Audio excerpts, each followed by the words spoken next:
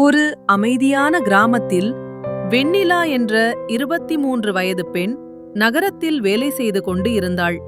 அவளுக்கு ஒரு 3 வயது மகன் சூர்யா.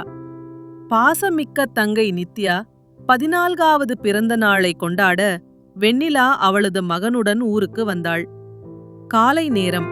வண்டியில் இறங்கி ஒரு கைப்பையில் பரிசுகள், மற்றொரு கையில் சூர்யாவின் சிறு கையை கட்டி வெண்ணிலா வீட்டை நோக்கி நடந்தாள்.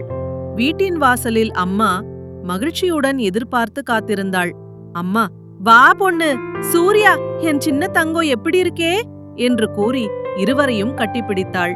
வீட்டிற்குள் வந்தவுடன் வெண்ணிலா நித்யாவின் பிறந்த நாளுக்காக ராத்திரி ஹேண்ட்மேட் கார்டு, பூங்கொத்து, ஹேர் கிளிப், கேக் ஆகியவற்றை தயார் செய்தாள். சூர்யா அந்த இடத்தில் ஓடி விளையாடிக் கொண்டே, அம்மா இதென்ன என்று கேட்டுக்கொண்டிருந்தான். அடுத்த நாள் காலை வெண்ணிலா மெதுவாக நித்யாவை எழுப்பினாள். நித்யா, என் செல்ல தங்கை, பிறந்தநாள் வாழ்த்துக்கள் என்று கூறி ஹேண்ட்மேட் கார்டு, கிளிப் மற்றும் பரிசுகளை தந்தாள். சூர்யா அப்பொழுது ஒரு சிறிய பூவை கொண்டு வந்து, இது சூர்யா கொடுத்தது என்று சொல்லி நித்யாவிடம் கொடுத்தான். அனைவரும் சிரித்தார்கள்.